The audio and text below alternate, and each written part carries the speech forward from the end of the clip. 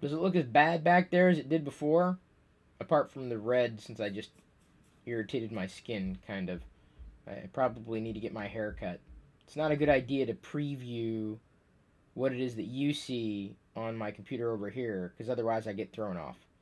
Hello, Galaxy. I'm Chris Pirillo, streaming a early edition of the LockerGnome Daily Report, or TLDR for short. I am fully awake this time, as opposed to when I tried to do it at 9 a.m. last week. I realized that was a little too early for me.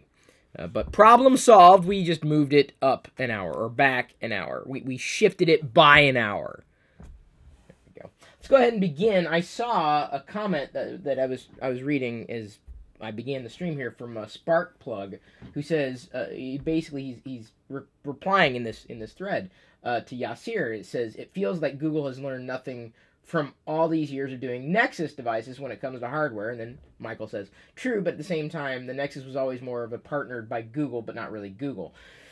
It's shocking, really. What are you telling me, that Google doesn't know how to do hardware? Like, it doesn't have really anybody on its own staff, apart from maybe the Nest acquisition, that groks hardware, and maybe after the HTC pseudo acquisition, Google hasn't really been a company that would be known as the company that produces consumer electronics products, devices, general experiences. This is really a recent shift. And when I say recent, I mean over the past decade or so. And even then, it's just been dipping its toe into the water. This is obviously not my toe. This is not what my toe looks like. Okay, you may have finger toes. I don't. Not a single one of my toes looks like my finger. I'm using this because I don't think you want to see my feet during a live TLDR broadcast, or any video for that matter.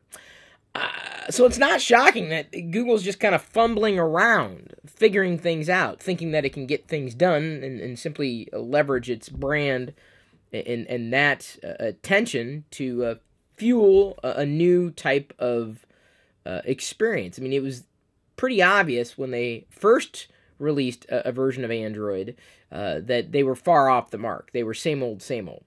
And then, after they realized they needed to get their act together with software, not to mention hardware, it was still kind of a knockoff. For years, Android was called an iOS knockoff. And for the most part, I would agree with that sentiment. What's interesting is seeing not what Google's doing now, but potentially where they're driving into the future, giving hardware, software, and AI equal footing.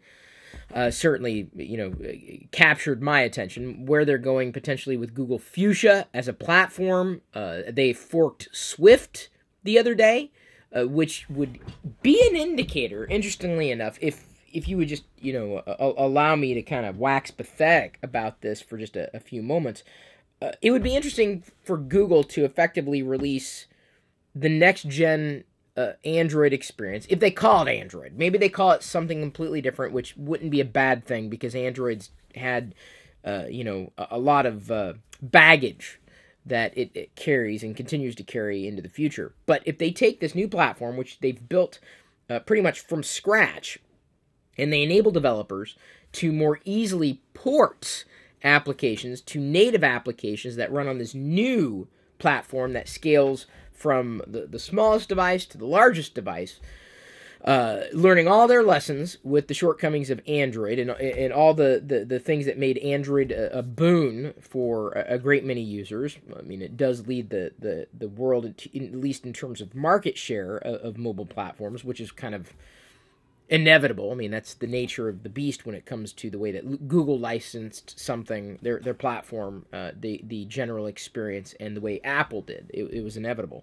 But to be able to effectively not just iterate, but leapfrog what Apple's been able to do. Apple kind of pushed everything in a different direction in terms of being able to scale the platform on a multitude of devices, and it kind of been not backpedaling, but effectively back building that kind of compatibility within at least iOS, and even within Mac OS with the recent shift to a new file system that came very recently. So with Google now, running the market, having some kind of idea that they want the a foothold in the device experience. I still think Pixel is very much at the early stages. Very much. I think 3 years from now, Pixel will be interesting. If Google continues down that path. If they don't really believe that they want to create a world-class experience, I don't expect the Pixel to get any better over time. Because some have argued that they're trying to create a good enough experience, but not too good of an experience because they don't want to detract from their partners' experiences. So they're never going to create the best device. They're going to create a device that is just fine and can't compete at every level. That may be true. I don't know.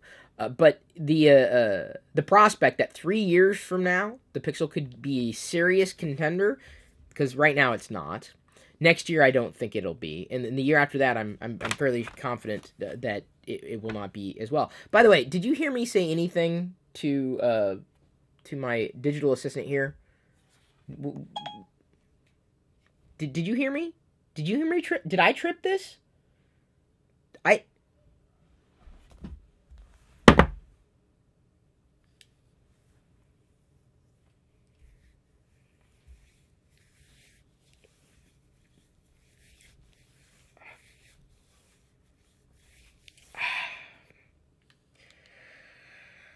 As I was saying before I was so rudely interrupted,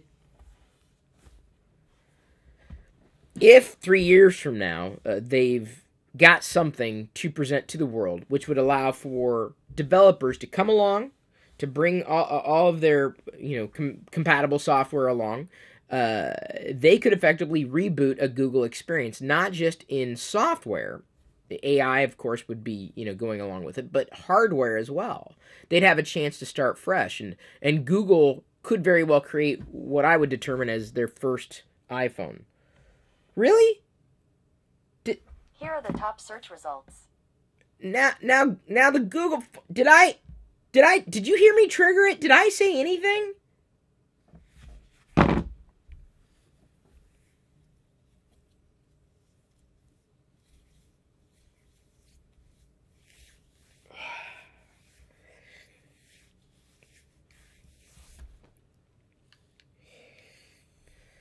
As I was saying before I was so rudely interrupted, Google could create its first iPhone. And I know you're saying, oh, wait a minute, how could they? I'm saying that they have a chance to start fresh with a new platform, launch it on their device, which after years of trial and error, they may have figured out by then, create a cohesive device experience from the word go. And that would be outstanding. And that's what I mean when I say their first iPhone. Like Apple's first iPhone, it was a new platform, new hardware, relatively. Certainly a radically different experience. And I think if that were to happen 3 years from now, it could take a lot of mind share away from Apple. And I'm not sure if that's going to happen in the interim. All we're seeing are just updates, new Android phone, just like other Android phones. But a radical reinvention or a reimagining of what that platform could be, it could be a big market win if Google is able to flesh out all the bugs that it's had. Maybe not all the bugs. You're always going to have bugs with software, but effectively mitigate a lot of those issues that have existed within Android and will continue to exist within the Android ecosystem. It would be about 3 years from now. That's my gut. We've seen what Fuchsia can be at different levels and different layers. Google is yet to announce what it's going to do with it. And it may happen that it gets sidelined and just becomes an embedded operating system that you never interact with, all that often. You go about your day with Android as it's always been, iteratively. But as a platform goes, maybe Fuchsia was never designed for that, or is not intended to be used for that. We don't know. I think Google would be missing out on their iPhone opportunity, their first iPhone opportunity. Whether they keep the Pixel brand, I don't know. I like the Pixel brand. I liked the Nexus brand, although it was pointed out that Nexus didn't exactly fit. It was more like a reference point for device manufacturers, and they never caught on. And then they came back again and said, all right, we're going to do Android One. I think Android One is a fantastic opportunity for a lot of users who are kind of sick of what the iOS experience provides or doesn't. And I'm constantly seeing these things surface in the feed too. It's really kind of funny. All right, SAF93 comes up with a more interesting topic. He says, why are you facilitating microtransactions into the video game industry by buying Battlefront II? You know very well the best opposition is to boycott it.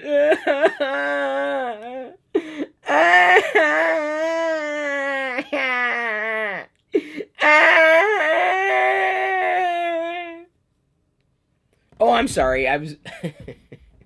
I was just, you have to pardon my imagination. You know, I read these things, and that's what I hear in my head. That's what I hear when someone does that. Like, hey, look, it's a Star Wars video game. Is it perfect? No. I didn't like Battlefront 1. I still can't effectively play it, and at this stage, I don't know if I'd want to. There was nothing wrong with it fundamentally, but I just wasn't interested.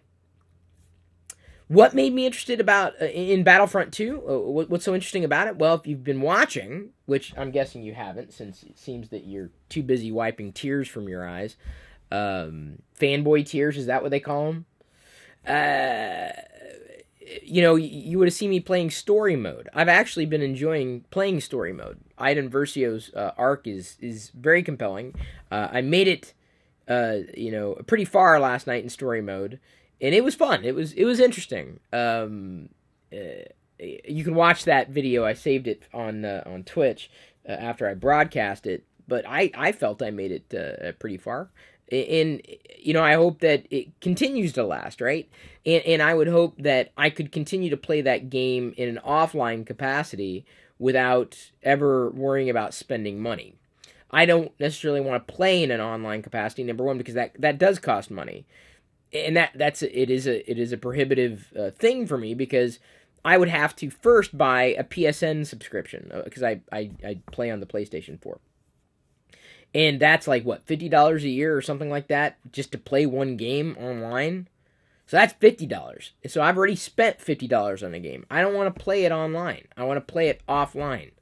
I don't see that as a benefit, because I am not that skilled a player. In fact, some of the people watching me on Twitch said, wow, I really appreciate seeing a normal person play a video game, as opposed to someone who's really skilled at everything. Like, I'm just kind of figuring it out, going kind of button mashing, figuring things out as I go along. And it's a lot of fun. It is. I'm having fun. And I think that's kind of the scope of a video game, or should be the scope of a video game, is to have fun. So microtransactions do bother me, but I'm just as bothered by the microtransactions on mobile devices. It's the way the game industry is going to make money. And being a retro guy, that's a little disappointing. But what am I going to do? Not play Star Wars? You can not play Star Wars all you want. That's fine. I'm going to play Star Wars. Carl B comes in with the very first, boy, it's good to see that we've got some people out there. The first super chat of the evening. Thank you, Carl. We build websites for people, with more and more people preferring video content these days. Interested to know your thoughts on whether video could replace text as the go-to content format online. So a lot of businesses have pivoted to video from text. And I guess I've always been in the waters of, hey, whatever's going to work. Whether it's audio. I published the podcast today, by the way, on the podcast feed. You can subscribe on Anchor.fm. It's in iTunes, Google Play. All the big podcast clients should have it listed. So I use audio, video, text. It doesn't matter to me. But I kind of gave up on our websites. Maybe I should be talking to you. I mean, because the design works. We finally figured that out.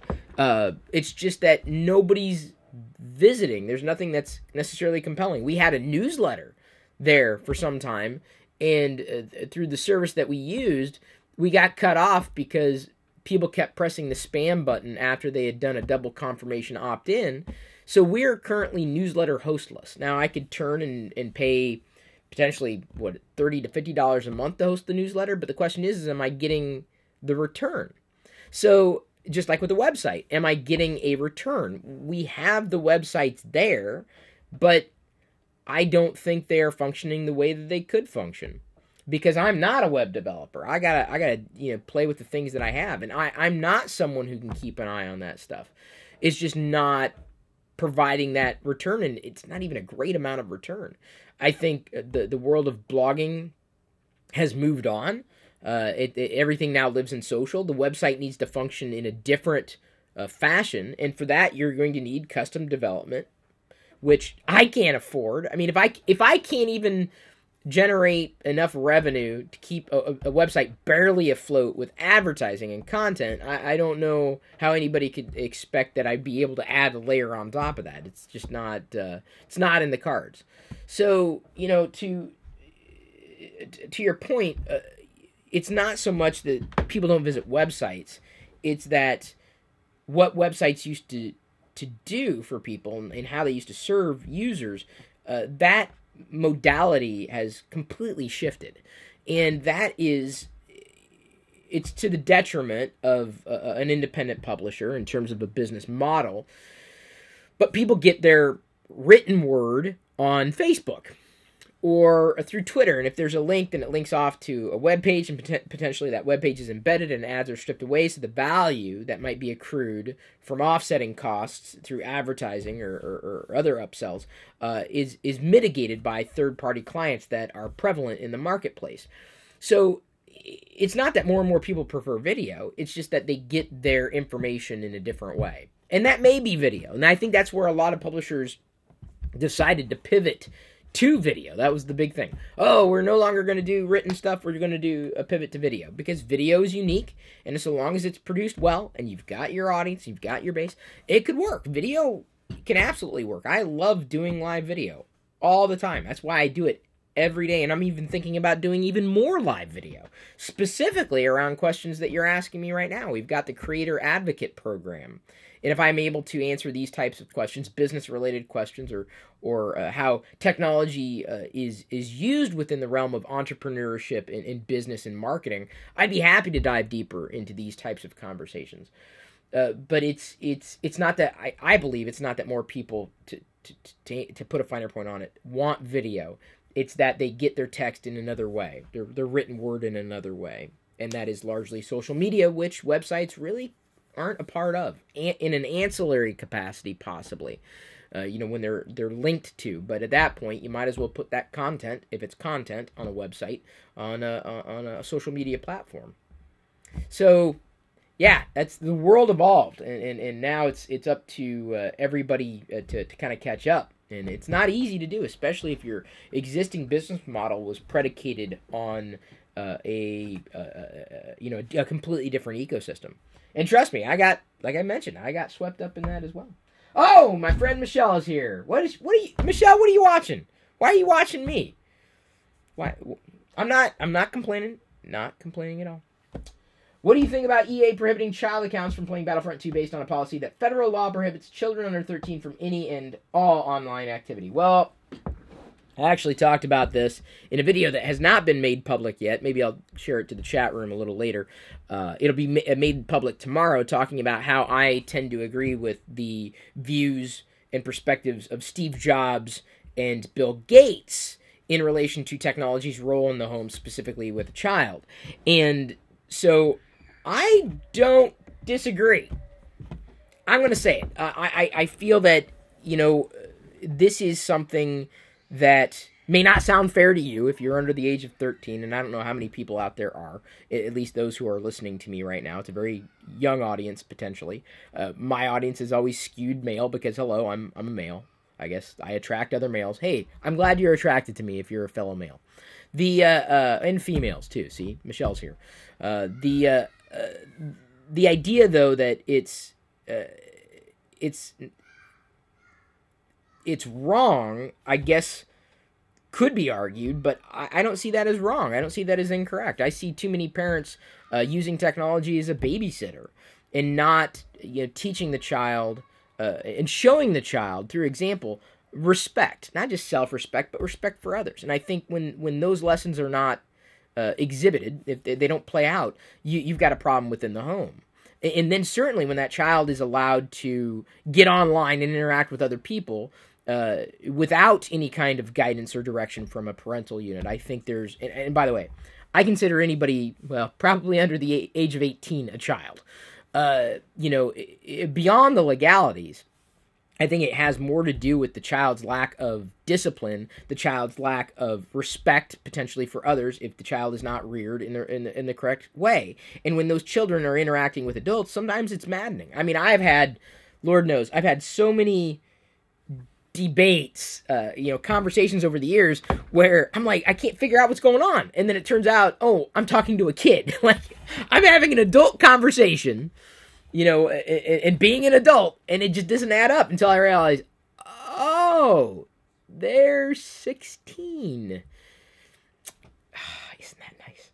So, yeah, I don't disagree with that. I think, that's a regulation I think needs to be put in place, if only for the sanity of adults, but potentially for the safety and security of other kids. I don't think kids should be gaming online, and not in that way. In fact, I'm going to go one step further. This is the, I'm not going to be able to pull it up. See if I can find it.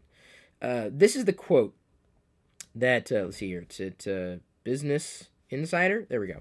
This is, Michelle, and I don't know which position you're taking, but let me go ahead and read this. Let me read this. This is the article that I'm going to be quoting in tomorrow's video. Psychologists are quickly learning how dangerous smartphones can be for teenage brains. So let's just take smartphones and just use the word gaming. Let's use the term gaming or social gaming. Research has found that an 8th grader's risk for depression jumps 27% when he or she frequently uses social media. And let's just go ahead and just believe that when they're gaming with other people online, that is social. Kids who use their phones for at least 3 hours a day are much more likely to be suicidal. And recent research shows, or has found, the teen suicide rate in the U.S. now eclipses the homicide rate, with smartphones as the driving force. Gateways to gaming and other people. So whether they're using an Xbox or a console, like a PS4 or Wii, or they're using a PC, all two of the Mac gamers out there, whatever they're using, if they're interacting with others, there's a chance that something can happen when one of those parties just lacks the wherewithal to be able to handle themselves in any kind of social situation. I completely agree. I think that kind of use of technology should be not prohibited, but I think extremely limited. And then even when it's a kind of open play, it's under parental guidance. That's going to vary from child to child, but I think EA made the right decision if that's the case. I haven't looked too deeply into it. Jedi is nowhere near 13 years old. I'll worry about that stress in another 10 years, which I'm sure that's going to happen sooner or later. But I did talk about it in the video that I recorded for tomorrow in the YouTube channel, youtube.com/Chris Pirillo.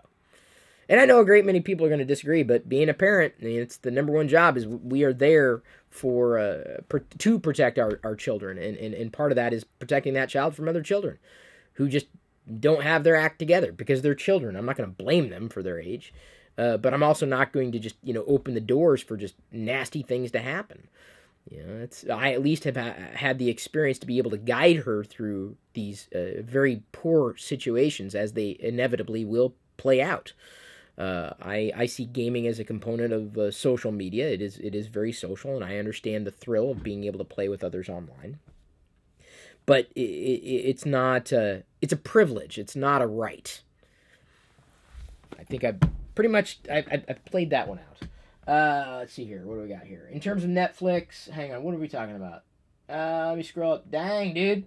Here's a question. Zach Berjawi comes in. Do you think that piracy, or lack thereof, in the console world is a driving factor in developers pushing the limits of payments, unfinished games, add-ons, and microtransactions, since there isn't really an overhead threat to the business loss? I can't help but feel like piracy drove us to where we are in terms of Netflix, Spotify, Apple Music, etc. Not advocating for piracy whatsoever. If I said privacy up there, I apologize. By the way, I'll finish this here. Not advocating for piracy whatsoever. I'm a filmmaker myself and have to put food on the table too. Just interested in your thoughts on this. I'll give you my thoughts. Michelle, by the way, disagrees with me on this. You can disagree all you want. I got a kid. I got to make these decisions as a father. I've seen a lot of kids in my experience online, and I wouldn't want them anywhere around my kid in any way. I also believe, like, I'll send you the video link. I mean, it may provide a little more context. It doesn't mean that you keep your kid cut off from technology, but I think minimizing a lot of it is critical to the development, the emotional development of the child. But I'm a dad, Michelle. I'm going to see things differently as a parent. Radically different. Interested in my thoughts on subscription stuff. Yeah, I mean, for years you could just get, a code and unlock a piece of software. Yeah, I don't know if that was the impetus to shift the direction of the industry and how it evolved. I think it was just, more than anything, I think the microtransactional model was established largely as a reaction to freemium gameplay. So you can pay $3 for a game or an app or whatever, and remove ads and get a better experience. But then the game developer is never going to make any more money than just $3 for that game. There's nowhere they can go. They can't continue development unless they're a leading game that sells millions of $3 games, and then even then that money's inevitably going to run out for the game. And if it's good, if it's a solid gameplay, and you want more from the game as a user, it's kind of counterintuitive, right? You don't want to pay more money for what you've already got if you've seen the value, but if you enjoyed the game, you want more of it. So, for example, I'm enjoying Iden Versio's arc, and they baked that into the whole Battlefront II experience. But I would love to see ongoing stories, and not just maps, but just stories, and being able to play through those stories in a video game. I'd be willing to pay more money for another story. Sure, I would do that. More than I would, pay for any other kind of upgrade. So it's not even being opposed to a microtransaction. It's, what do I get? What do I get from it? Am I getting a skin? I don't care about that stuff. Am I getting, a weapon that I can't unlock in another way? Well, maybe that's a valid point. But if it's something that extends my experience with the game, and draws me, keeps me in, I'm not opposed to that. As opposed to paying for the game once and then, it never grows again. Like, that's how I felt with Battlefront 1, the one that was released in 2015. I felt like I couldn't play because I'd have to spend more money to play a game that was somewhat rewarding, but not being a skilled game player. The online component was not a huge factor for me. It was fun. I was able to play with my brothers, and that was a blast. I enjoyed it, but not to the point where I would want to continue to pay for it in any way, shape, or form. But a story mode, that's a microtransaction I'd support. I'd be shocked if anybody said otherwise. So I don't think it's the feeling of being nickeled and dimed. It's the question of, what am I paying for? What's the value?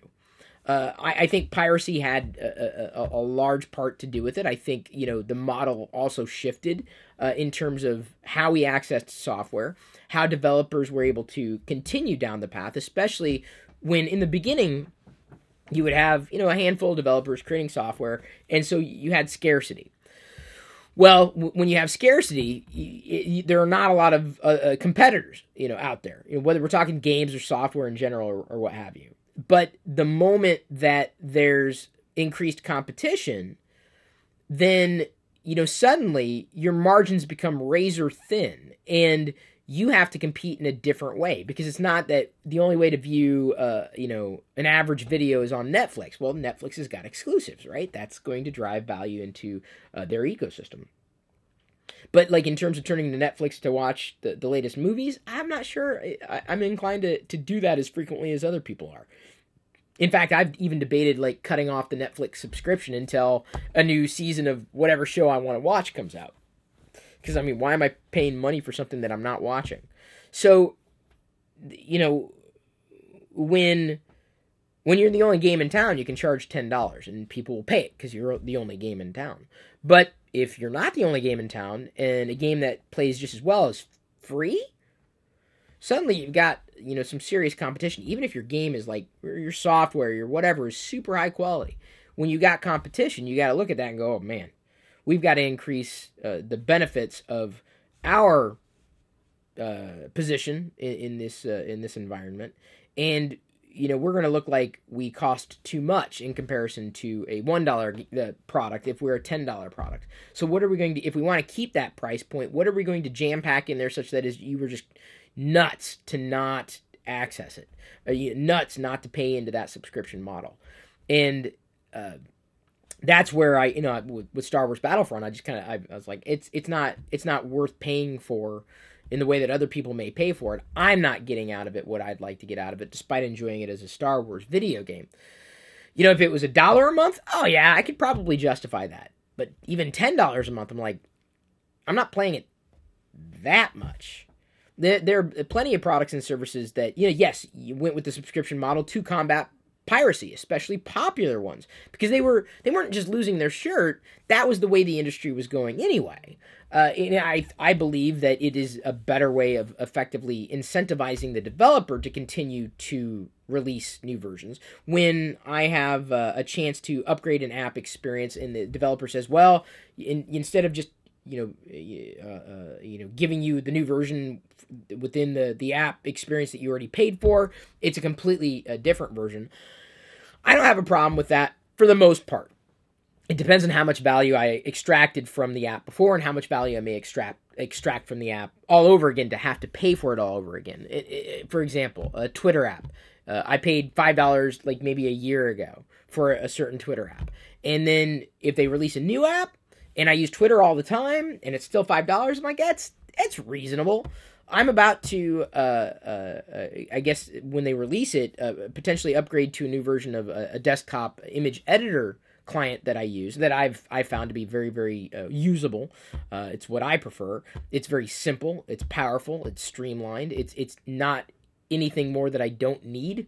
It's not overkill for me. And that's where, even if you're packing in a tremendous amount of value into the software, if it doesn't match value, it's a disconnect. I don't edit images all that often, and I've even debated, I'm like, well, that's kind of an really expensive upgrade for what you get, but they do bring this benefit, that benefit, this benefit. Is that worth paying for? Are all those benefits worth paying for? They don't do microtransactions. I would probably appreciate that more, because in the way that I would use that product, I would pay, a few bucks to get it. And then if I want to unlock this, I can do it over time instead of unlocking everything all at once. So I think that it strikes a balance. I know some people are very angry about it, but I believe that it's a better model for developers. I think it's potentially a better model for subscribers if they're getting enough value out of it. It also drives revenue for the game industry. So, you can complain about it all you want. Game industry, whatever industry. The thing is that it works. And you may not be willing to buy into it, but others are. So that's great. You're part of a dying breed. If you're clinging to a model that just does not work as well, with competition being what it is in the marketplace, and incentivizing the user to not just spend money once, but to continue to spend money. That's in every company's best interest. Apple's kind of in a similar boat, kind of different, but what are you going to do to drive the next upgrade cycle? What are you going to do to continue to generate revenue? That's in every business's interest. And the microtransactional model is one that is usable. The user can get it for free or pay a little amount of money and then get stuff through upgrades. They can be happy enough with the ecosystem, and the developer can continue to develop the thing that the user wants. That's the last thing you want to have happen. I'll underscore that again. If you had, let's say there's a program, an app, or whatever, a game that you loved, you adored, and they just stopped making it. That was it. Man, I would kill for a Jumpman Jr. reboot. I would just the same gameplay, new levels, and everything. I would love it. love to play Jumpman Jr. again, but they're done. Epix is no longer around. I think the assets were assumed by another company. But I would have happily paid into the idea that I could unlock new levels because I love the gameplay, and so I wouldn't have pushed back. I would have spent a lot of money on the game, and the game developer would have been happy about that. I would have been happy about it if I got the thing that I was looking for. Where there's a disconnect is when you're paying for things that you don't want, or that shouldn't necessarily be that way, and they make the wrong decision, and the market will decide. The market will decide. So let the market decide. You can complain. You can be a part of that market deciding that you're not going to do it. Bravo. Take your stand. Don't buy into it. There are so many things that I don't buy. There are more things I don't buy than compared to the things that I do buy. Because they just don't suit me. They don't fit me. They don't work. Even Star Wars. And this is something I don't know if you... Oh, crap. Sorry, everybody. I apologize for that. I scrolled back to Discord. Or on Discord. And by the way, you can join Discord chat by either being a sub of mine on Twitch, twitch.tv/Chris Pirillo, where I am streaming Battlefront, not right now, obviously, or patreon.com/Chris Pirillo. Patrons and subs get access to Discord chat. The game, let's see here. I'll pull up the exact name, because I still have it installed in my Star Wars folder. Yeah, I have a Star Wars folder on iOS. Oh, I love it. I love it. I love having enough Star Wars apps to necessitate a folder. Let's see here. Where the hell is it? Let me find it. Oh, there it is. Puzzle Droids? Was it? Puzzle Droids.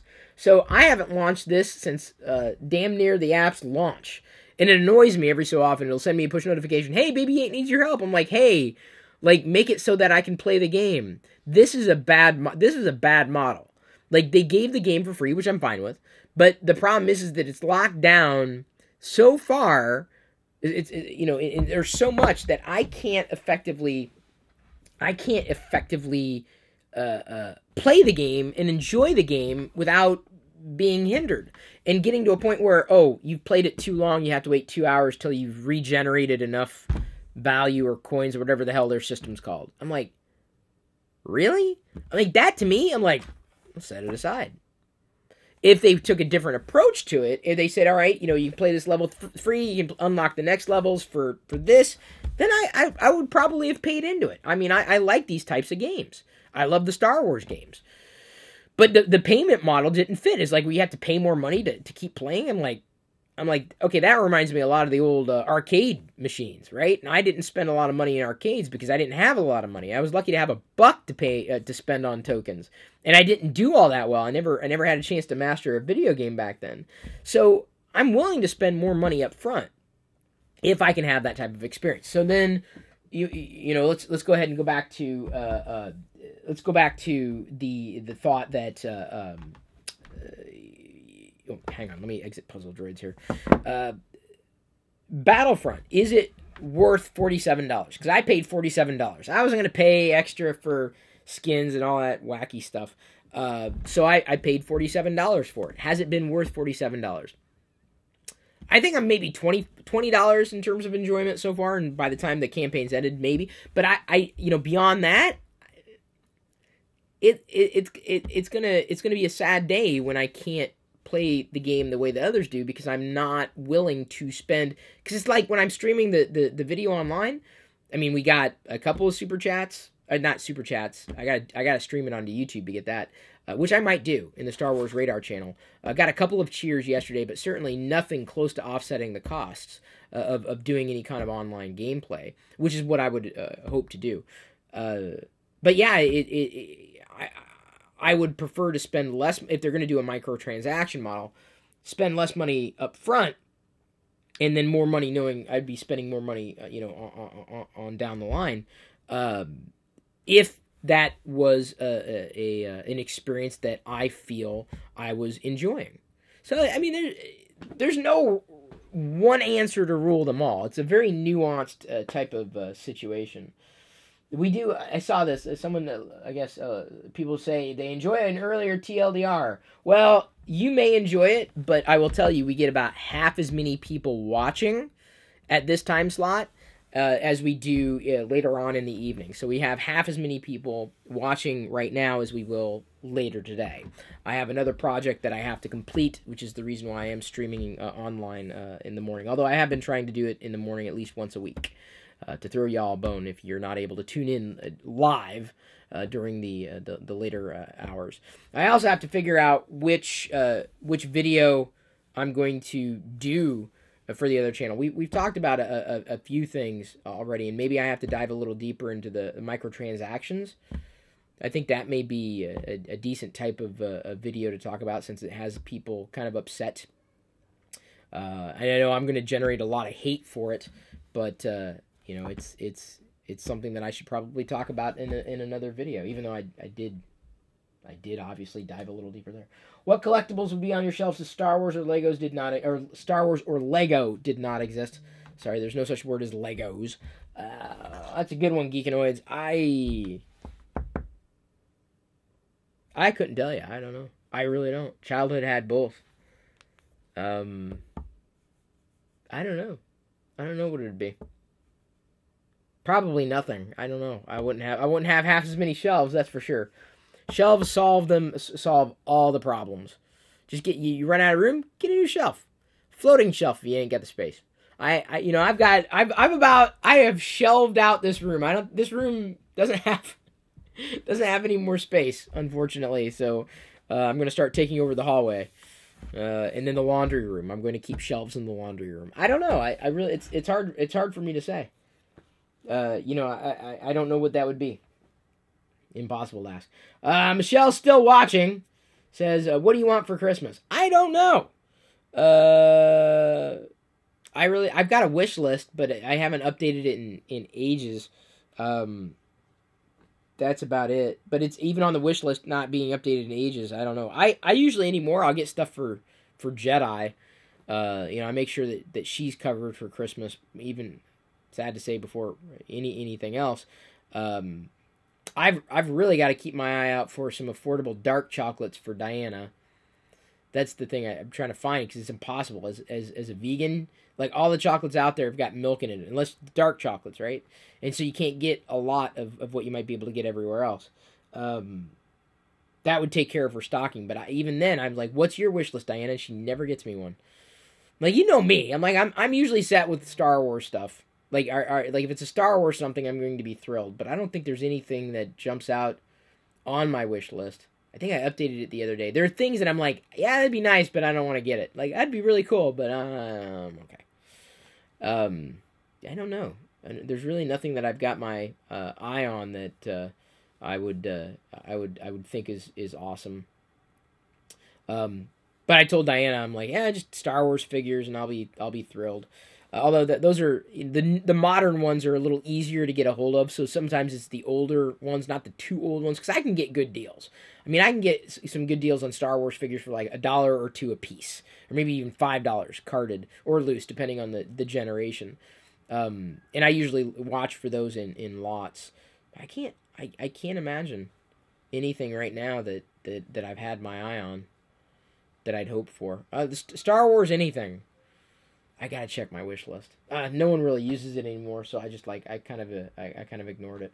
Oh yeah, Michelle. Oh yeah, if you're going to Hawaii, yeah, dark chocolate. No milk chocolate at all for Diana. I need to get something in the stocking, and I'm like, they don't make it easy for us. Milk is everywhere. Darn you, milk industry. And it's an industry, man. I am not a baby cow. Okay, let's keep scrolling. What do we have here? Okay, we're talking about microtransactions. Yeah, see, Pauly Acosta, he lost interest. That's what I'm saying. I think the general population is willing to pay for improvements, additional content, just not pay-to-win platforms or games that are clearly half-baked and sold for triple the price for future DLC. That would sort of be like you purchasing the iPhone with iOS half-baked and then being told the software will improve over time. You have to pay some more to get that experience. Well, you may not be paying money, but you're paying with your time, dude. That's kind of what Apple does. They throw out a half-baked operating system and then they iterate. I mean, they've borked the model. Yeah, so I got to remember, pay to win. I don't like that. I don't like the idea to pay to win. I don't mind microtransactions, but I have to remember, because I think I'm going to do this about or on the video today, and then point people to this particular TLDR for a deeper dive. You pay £15 for a movie here that you will give you what? 10 hours of entertainment if you watch a couple times versus a video game at 40 you can pay for weeks and weeks. Yeah, I know, that's what I'm saying. Like, I kind of keep it relative, right? I mean, but keep in mind, I'm an edge case. I don't pay for movies unless it's a Star Wars movie, or maybe rare exceptions to that. But like last night, I got a redeem code for a movie, so I finally watched Spider-Man: Homecoming. I enjoyed it. I enjoy, for free. I enjoyed it. Like, if I would have spent $10 in the theater, I'm like, I don't know if I got $10 worth of enjoyment out of that. It was okay. It wasn't great necessarily. Yeah, I'm checking some stuff here. I'm good there. Let's keep scrolling. Please note, I really don't want them to cost more. No doubt. See, game development's getting way more expensive, while publisher greed, definitely a thing. Maybe games should cost more. I'm willing to spend more up front. I forget, did you say you were seeing Last Jedi in 3D or not? Asked Shirag. I am not. I mean, I will. I just don't have tickets yet. Let's go ahead and hit escape. Oh, oops, sorry. Ow. Oh, apparently people are still commenting about this stuff. Boy, someone's got an axe to grind. I thought I talked all the way through it, but apparently, man, you got an axe to grind. That's your problems, not mine. Like, you can get mad at me all you want. I'm not in charge of the game industry. And I'm voting. I'm voting by playing the games that I want to play. Unfortunately, I can't have it all. Some people, I think, want it all, and it just doesn't happen that way. You can't have it all. You want it all. I'm not saying that you shouldn't have it all, but in terms of, the way the industry is going, you can't control it. It's like the same people who get mad at me because I have a Patreon campaign, or I have Twitch subs, or I do this, that, and the other thing, and I don't do it like other people. Well, I've got to face certain market realities that you don't have to face. It's different being someone in my position than it is to be someone in your position. And if I don't adapt, I'm in trouble. So for years, I think people took advantage of that. Truly, I think people took advantage of it to the point that I just stopped doing what it was that I was doing because I got tired of being taken advantage of. In fact, I know a lot of people take advantage of me. More people take advantage of me than support me. And I have to recognize that as an absolute shortcoming. But when I have an option to effectively do it the way that I need to do it, at least I'm going to try, because if I don't, then I feel like I'm cutting myself off. So you may do it differently, fine, then do it differently if you would do it differently. Why is there salt being spilled? Hang on, do I have to pinch some salt and throw it over my shoulder? Is that something like that? I don't understand what's going on with the salt being spilled. How is 4D different from 2D? Earl, are you kidding me? Is 4D a thing? Is this really a thing? I don't know. Is it a thing? Maybe it's a thing. I don't know. I've never heard of it. Sounds like another gimmick to me. I'll pay for a 3D movie, Star Wars 3D movie. I will. I have one free ticket to use, although I don't know where I'm going to use it yet. When I'm going to use it. I think I want to see The Last Jedi a few times within the first few days, to really dig in, right? Yeah, I definitely have to see it on opening night. That's the exception to the rule. That's the thing, man. There's a lot that I can enjoy, but I'm calculated with it. I save so much money when I don't watch the movies at the same time that other people watch them. So much money. I mean, it's not that I'm not willing to pay for content, but what am I going to get from it? What am I paying? What am I paying into? What am I paying for? And everyone's going to have a different delta. I'm not, faulting anybody who wants to watch movies. I'm not going to. Because let them spend $15 on a movie night, or, $40, or however much it costs to go to movies anymore. That's not me. Not for me. I'll wait. I can wait. I think if more people waited, we would have a different kind of movie industry. But I've been burned so many times that it's just like it's not worth the cost, even despite it being, this night out. Now that may very well change, with matinees as Jedi's getting older, and you give her the a full movie theater experience. She wants to see a movie in the theater. I'm not gonna take that away from her, but like in terms of what I'm gonna get from it, whether it's 4D or 3D, I couldn't tell you. I was at the mall yesterday. They had 9D VR rides, 9 dimensions. Is that even a thing? Or not? How? That is definitely a marketing gimmick. 9 dimensions. Okay. Whatever. I'm sure some people are going to fall for it, just like they've fallen for VR. VR is getting there. It is, but it's so not there right now. I'm certainly not going to invest in pricey hardware just to have the privilege of playing in VR when most of it gets me motion sick and it's clunky and it's not user friendly and it's unintuitive and libraries are still stark. I'll wait. I'm fine. Wait, yeah, you took a picture. 9D virtual reality experience. It says, what does that say? 6 great functions take you play into the new funny world. What? Hang on, dude. Wait. That can't be. That's got to be like a knockoff. That's not English. It's not even close to being English. I remember the first VR experience I had. It was I was a kid. It was so bad. It was so horrible. It was at one of those theme parks, and that you put on this headgear and you had a weapon and you kind of turn your head and you can see things, but it just wasn't. It wasn't what it is today. That's for sure. Auntie Michelle is happy to take Jedi to movies when she wants. Well, that may very well happen. I like going to the theater. I got no problem going to the theater. It's a matter of cost, a cost benefit, and I don't know if that adds up. Right now, it just doesn't add up. It's difficult for us to go at this point. But when Jedi's ready, oh, trust me, a lot of things are going to happen around here when Jedi's ready for those things to happen. You had a go on the Oculus Rift on HTC or HTC Vive. Yeah, I get bad motion sickness, and I'm actually okay with those things. Well, yeah, if your device is running 90 hertz or higher, that's the baseline for getting past the idea of motion sickness. Years ago, I tried Oculus Rift. I think that video's got like 1 million views in the other YouTube channel, youtube.com/Chris Pirillo. I'm fairly confident it did, because I did it years ago. It was pretty neat. I was pretty impressed with it. It was legit. Like, I wasn't playing it up for the camera. And then a few years later, there was some other kind of VR thing. We did a video. Diana played and I played. It was like this little platform you stood in, and you had your weapon, and you like moved your head around. You were actually like, you were able to run on these casters or whatever, and run in place or move in place, and you were able to move your thing around. But it was a little cumbersome, to say the least.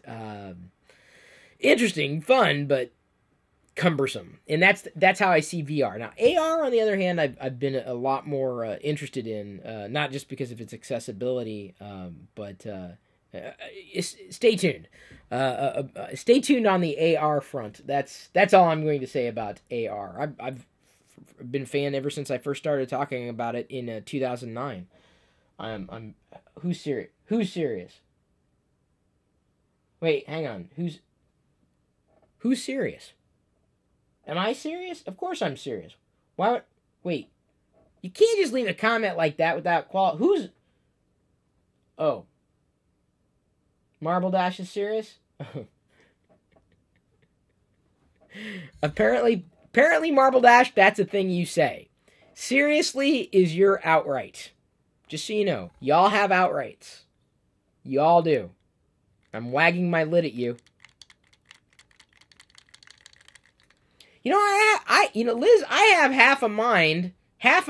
Well, okay, I'm just going to stop the sentence right there. I have half a mind to extract what we did for me talking about microtransactions today here live and actually pull that out as a separate video. Or no, should I record a separate video? Maybe I should. Maybe I can distill that down, because it was lengthy, the talk of microtransactions. I'll do a normal one. It's not a big deal. I'm a couple days ahead. Yay, me. The Twitch broadcast may very well be later tonight in terms of recording the podcast, which I do need to do. And I will be doing that later tonight. So, of course, make sure you're subscribed to the Twitch channel. Following me there. Well, you can subscribe. Subscribes are great. Not everybody's inclined to subscribe. We got 5 subscriptions last night on Twitch when I was broadcasting, which was fantastic. So I hope to be able to record again tonight. Hang on. What's this? Give me a second. I'm being invited on to be a guest on a morning show and a radio show on in San Francisco. Huh. Interesting. I came across your YouTube channel recently. I was impressed, not just by the information and knowledge presented, but also by your engaging delivery, and I think your knowledge and presentation would be perfect for our audience. Okay, that sounds like copy and paste, dude. Has anybody heard of KFOG? KFOG? 104.5 FM in San Francisco? Co-host of the morning show reached out to me. Interesting. Sounds kind of spammy. Wants to talk about the FCC vote. Oh, man. They're just going to upend everything that you hold dear. You know what? Honestly, at this point, I'm just like, y'all deserve it. I'm sorry. Y'all elected this. Y'all deserve it. I said my piece about net neutrality over the years. I've said my piece about what this leader has done. But as far as I'm concerned, this country deserves it. Now, everything I'm seeing, I'm like, I tried warning you. Not enough people got out to vote. This isn't my problem. It's now everybody's problem, but it's not my problem. I'm going to sit here and tell you, I told you so. Because I told you so. But that's none of my business. Oh, man. We got about 3 more minutes. So, I don't know if we have any other questions. KFOG's a legit station. Well, I believe it's a legit station. No more face rubs. Yes, Liz, we got the point. People enjoy earlier TLDR. Unfortunately, half as many people enjoy it. Which is not a problem. It's not about the amount of people. Although, if I have to have a choice, I would have to skew towards the numbers. If more people are able to watch later in the day, that's what I got to go to. It's just how it works. I mean, we're talking about what businesses have to do to adapt. You know, if more people are able to come in and ask questions and interact, that's where a majority of my time has to be spent. It's otherwise not as valid a prospect. But I am throwing everybody a bone by doing it earlier in the day when I can. Sometimes I'm not awake at this time. Sometimes. Sometimes I'm awake in the middle of the night. Like last night, I was awake in the middle of the night, but I eventually did go to sleep. So that's why I'm a little more cogent today as opposed to the one I did. What was it? Last week I did one at like 9 a.m. I was like... It was not a compelling video experience. I apologize for that. But I'm not going to apologize for being me. You're never going to get that out of me. Ever. So, yeah, SAF93 apparently is still going on a tear in the comments. So, I don't know if YouTube Live saves all the comments, but I think SAF93 has to be congratulated for trying to redirect this entire live video. You got a good chunk of it, though, but you also got my perspective. It seems that we're going to have to agree to disagree. It's the way it goes. You can't make the world agree with you on everything. It's just not how it works. E-Tron asks, what do you think the next Surface from Microsoft will be like? I think it will be even more surfacey. I think they're going to take the idea of the Surface and make it more Surface-ish. They're going to make it more flat. I believe it is going to be... Now, I don't have any insider information, but here's my prediction. It's going to be faster.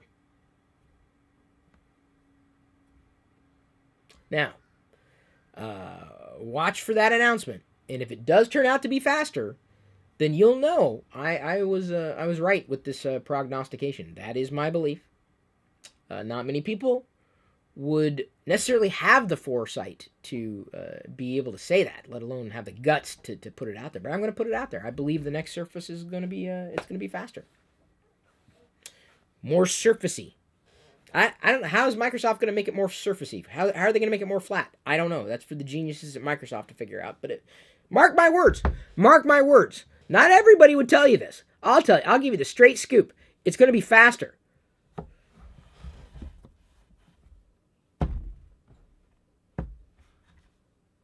And now we've reached the point in the chat where it's devolved into ponies. You may have the wrong chat room, dude. Missing hoodie cord before end of stream. On purpose? Rebel move or dryer victim? Oh, hell. I don't know what happened to that. Shows you how much I use the cord. Which doesn't bother me because I try to keep it even the whole time. So it's probably good that it goes away. I never put my hood up. There we go. Thank you, everybody, for tuning in. I appreciate you. I do have to kind of ruminate on the video that I'm going to record for a future video in this channel. It'll be for Thursday's video. I'll probably do it on microtransactions based upon your interests. Thank you for tuning in at this early time or maybe later time. I will be twitching later. Or heading over to twitch.tv/Chris Pirillo. Follow me there to make sure you get that stream alert. Potentially doing a podcast, playing Battlefront again tonight. I love you. I appreciate you. And at this point, I'm going to leave you to your own devices. May the Force be with you.